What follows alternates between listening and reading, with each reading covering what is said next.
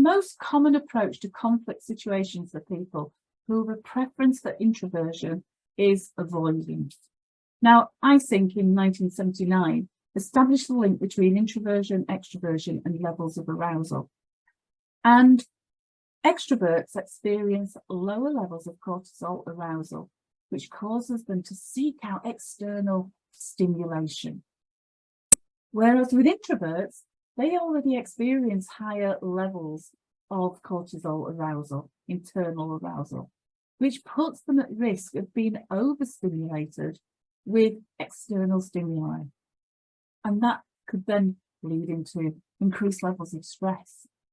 So people who are introvert tend to seek to avoid too much external stimuli.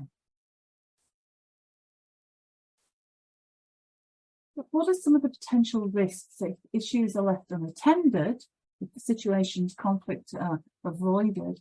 It may lead to delays in work, and that could lead to increased frustration between team members. Other people may kind of walk on tippy toes around introverts rather than speaking candidly. They may miss out on having their say and being involved in collaboration.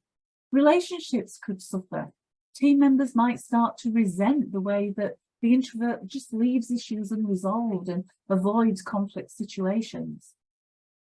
Now, there are times when leading into conflict rather than avoiding it can be a real benefit. And these are some of the things that the introverts need to appreciate. For example, if you've got a problem with workload issues, if you, as an introvert, you avoid the situation, then it could end up where you end up with being kind of an unfair share of the workload.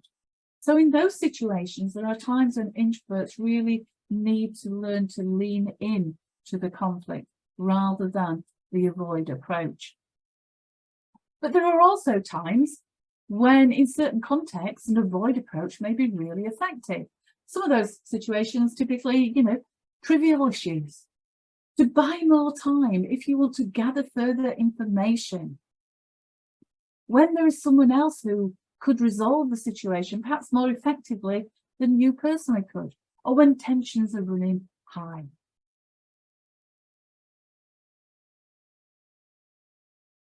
People who have got a preference for introversion can adapt their behaviour to manage conflict more effectively. So some of the things that they can do is, first of all, decide what is important and put your focus, your energy and your attention on those important issues and forget the things that aren't so important. Avoiding an issue can appear to a colleague that you're actually neglecting their concerns and you don't value them as colleagues, which then can lead to having that kind of negative impact on trust and relationships.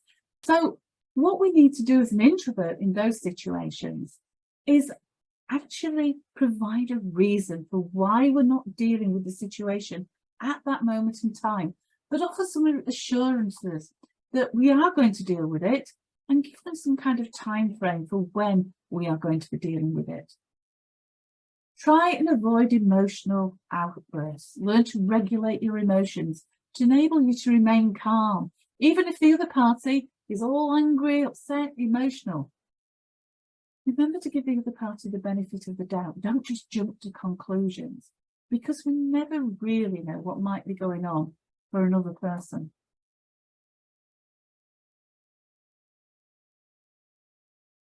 When a conflict situation arises within a team, it's important that everyone has an opportunity to be heard. And if you're the team leader or facilitator of the resolution meeting, you have a responsibility to make sure that the meeting is more inclusive for people with introvert preferences. So 3 little tips for that. First of all, be aware of who is dominating the conversation. It will probably be the people with extrovert preferences. And in all probability, the introverts in the room may be finding it really difficult to break into that conversation. So the second thing is, as the facilitator then, it's really important that we are very aware of any judgments we are making and we challenge those judgments and assumptions. Just because some people are not speaking out, don't assume they've nothing to say. Invite them into the conversation. Ask them if they've anything to add or a different perspective they could bring to that discussion. The third tip is don't avoid postponing a discussion. If it's becoming heated, emotions are running high, taking a break will actually help diffuse the emotions, but it will also support individuals who have an introvert preference, as they will have time to think through the situation, consider the perspective, the points that have been made in the meeting so far. It will also give them time to think through their own thoughts and position their own thoughts. So never feel pressurized to kind of rush to finding the solution. Not about dragging it out, but it's about going at the pace that is appropriate for the meeting. But, as I say, not being frightened to postpone the meeting, take a break within the meeting.